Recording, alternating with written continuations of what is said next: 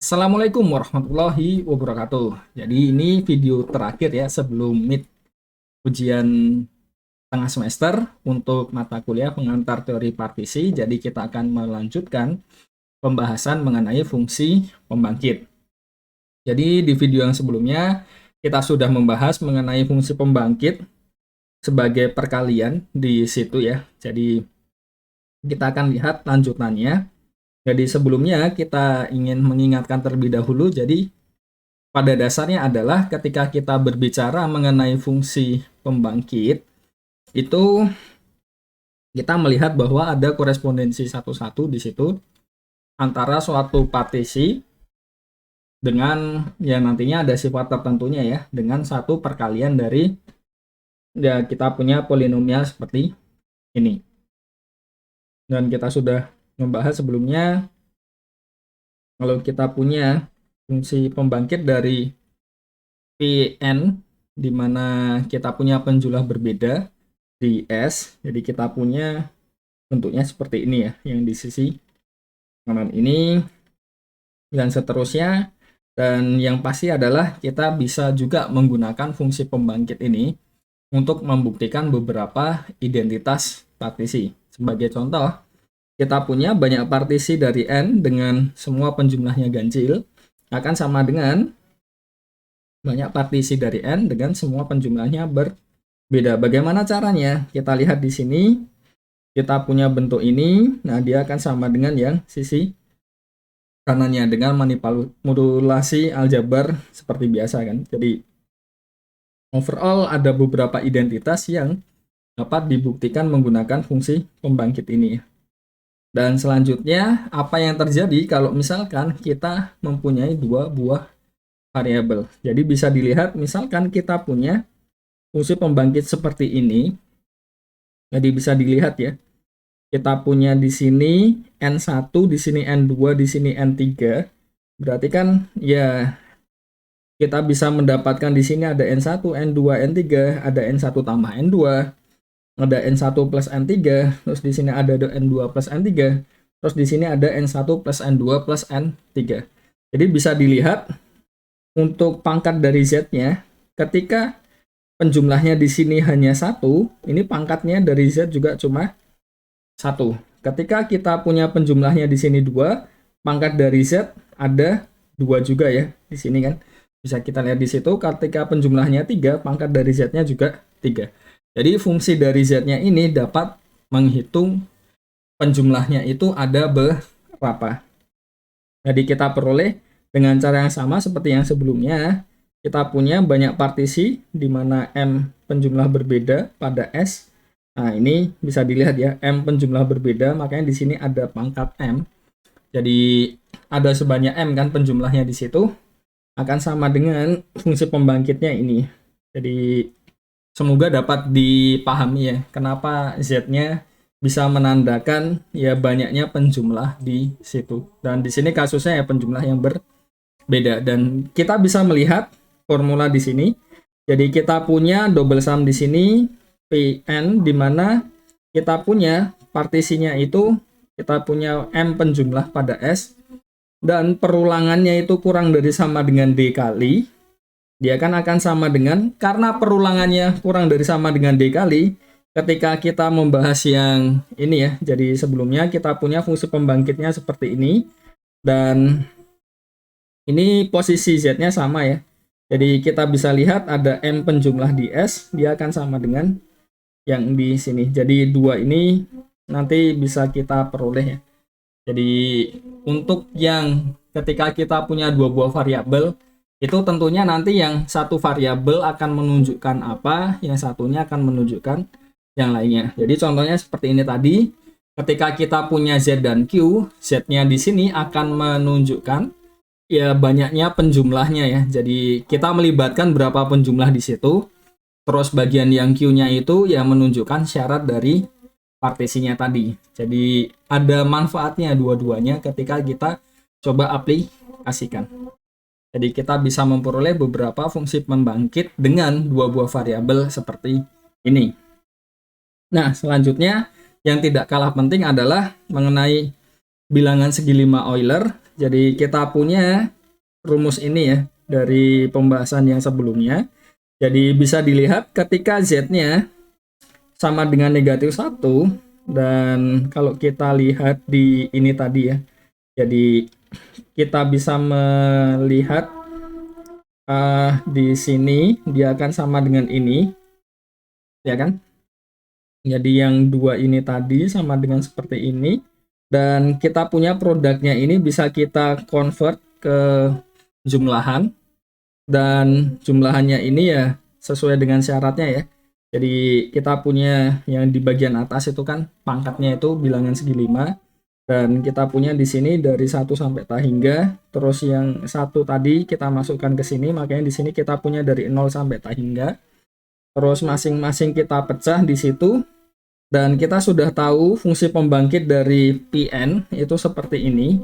Makanya kita peroleh ketika masing-masing ruas kita kalikan dengan produk yang bagian penyebutnya ini, kita punya ini dikalikan sama dengan 1 ya. Padahal yang ini dia sama dengan yang ini ya. Jadi kita bisa masukkan, kita substitusi, terus nanti ketika kita kalikan, nah kita akan memperoleh relasi rekurensi dari suatu fungsi partisi Pn di situ. Jadi kita bisa menghitung Pn dengan cara bagaimana? Pn dikurang 1 ditambah Pn dikurang 2 dikurang Pn dikurang 5 dikurang Pn dikurang 7 ditambah bla bla bla bla bla. Sampai di sini kita punya negatif 1 pangkat J plus 1 P dari N dikurang J ini ya, bla bla bla ini ya. Jadi intinya kan kita kurangkan kedua ruas dengan yang panjang itu tadi.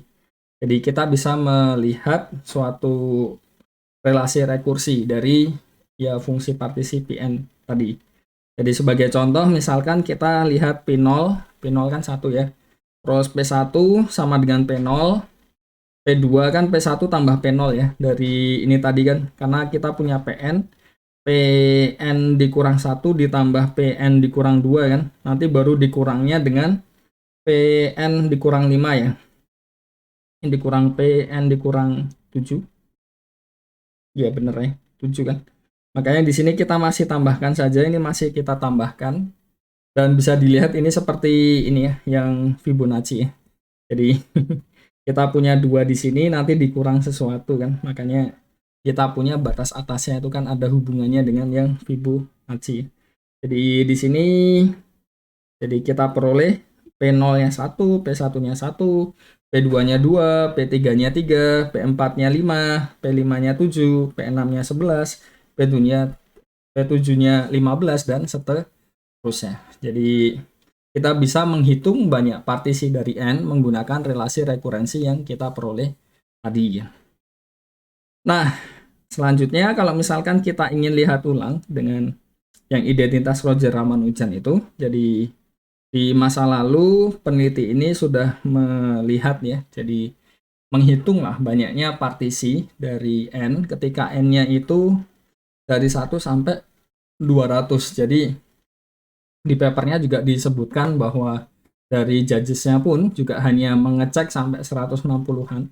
Jadi tidak dicek semuanya karena ya sangat banyak sekali. Jadi bayangkan ya, kita menggunakan relasi rekurensinya ini, terus N-nya dia sampai itu tadi 200 kan. Ya, luar biasa sekali kan effortnya ya. Dan menariknya adalah ketika kita lihat di bagian sini, jadi ini 4, ini kan 5 ya. Ya kan? Terus di sini 9, ini 30. Di sini 14, ini 135, ini 19, ini 490, ini 24, di sini 1575. Jadi di sini ini 5 kan. Kalau kita lihat bagian satuannya, ini kan ini 5, 0, 5, 0, 5, 5 kan. Jadi bisa dilihat di situ ya P dari 4 itu kongruen 0 mod 5. Terus ketika 4-nya ini kita ganti 9, 14, 19, 24, 29 kan semuanya habis dibagi 5 ya. Jadi kita punya nanti bisa kita tunjukkan secara umum banyaknya partisi dari 5N plus 4, di mana N-nya ya bilangan bulat tak negatif ya di sini. Jadi N-nya di sini lebih dari sama dengan 0. Jadi banyak partisinya akan kelipatan 5. Dan kalau kita lihat ulang, ketika kita kelompokkan 77, jadi bisa dilihat di sini 5, ini 7 ya. Jadi ini tambah 7 kan 12, ini 77. Ini tambah 7 lagi 19. Nih, habis dibagi 7 juga. Di sini 26. Ini kita cek apakah habis dibagi 7, jadi 24, 36 ya, bagi 7. Ini kan 3. Ini intinya di sini 33, terus 4, 28, sisa 5 ya, 6 ya. Ini kan 8 ya. Jadi benar dia habis dibagi 7. Jadi bisa kita cek untuk beberapa nilai awal. Untuk P7N plus 5 itu kongruen 0,7 kan. Yang 11 plus 6 juga bisa kita lihat di situ. Kita lihat di sini 6, ini kan 11 ya. Terus setelah itu ini tambah 11 berarti 17. Jadi jelas ya, ini 2 tambah 7 kan 9, berarti dia kelipatan 11. Ya ngecek kelipatan 11 itu kan bisa kita lihat dia selang-seling kita jumlah. Jadi yang digit pertama, digit ketiga, digit kelima itu kita jumlahkan, terus dikurangi dengan yang digit-digit yang posisi genapnya kan. Itu kan cara untuk mengecek apakah dia kelipatan 11. Jadi setelah 17 tambah 7 ini 28 ya. Jadi bisa dilihat di situ 3 tambah 1 4. Jadi yang di sini ya, 3 tambah 1 4, terus 7 tambah ini dikurang, maaf. 7 ditambah 8 15 ya. Ini kan berarti negatif 11 kan. Ini habis dibagi 11. Berarti cocok ya, benar ya. Jadi untuk beberapa N awal kita bisa lihat P11N ditambah 6 itu kongruen 0,11. Dan ya ini kita bisa membuat inilah dengan prima-prima tadi. Yang menarik adalah bisa kita lihat di sini bilangan prima, terus yang bagian belakang dia bilangan prima yang sama. Ini 7, di sini 7, ini 11, ini 11. Jadi ini adalah sesuatu yang sangat menarik di situ ya. Oke, jadi saya rasa cukup ya bagus lah untuk ininya kan. Jadi bisa kita lihat dan kita punya di sini identitas Rogers Ramanujan. Jadi bentuknya seperti ini ya. Jadi kalau kita lihat fungsi pembangkit dari sisi fungsi pembangkit, kalau kita punya penjumlahnya kongruen plus minus 1 mod 5, berarti kan yang di bagian sini seper. Nah ininya ini kan harus yang bagian sini kan kongruen min 1 mod 5.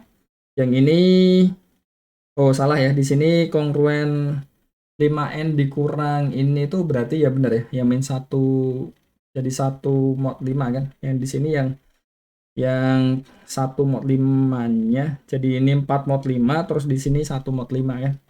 Jadi bisa dilihat di sini untuk pangkatnya dia menunjukkan penjumlah-penjumlahnya yang digunakan.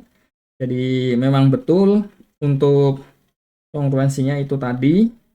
Dan ya bisa kita lihat untuk bukti lengkapnya nanti ada di chapter yang lain. Tapi pada dasarnya adalah kita bisa menggunakan fungsi pembangkit untuk meneliti beberapa sifat dari fungsi partisi. Terutama ya kalau kita punya ini ya, partisi dengan sifat tertentu kan. Jadi akan sangat bermanfaat.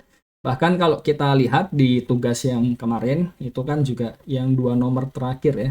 Itu kalau kita lihat dari sudut pandang fungsi pembangkit, tentunya itu relatif lebih mudah kan. Jadi bisa kita bisa kita lihat ya dengan sesama di situ. Oke, jadi mungkin itu saja untuk video yang terakhir ini. Semoga bisa dipahami dengan baik dan semoga bermanfaat. Wassalamualaikum warahmatullahi wabarakatuh.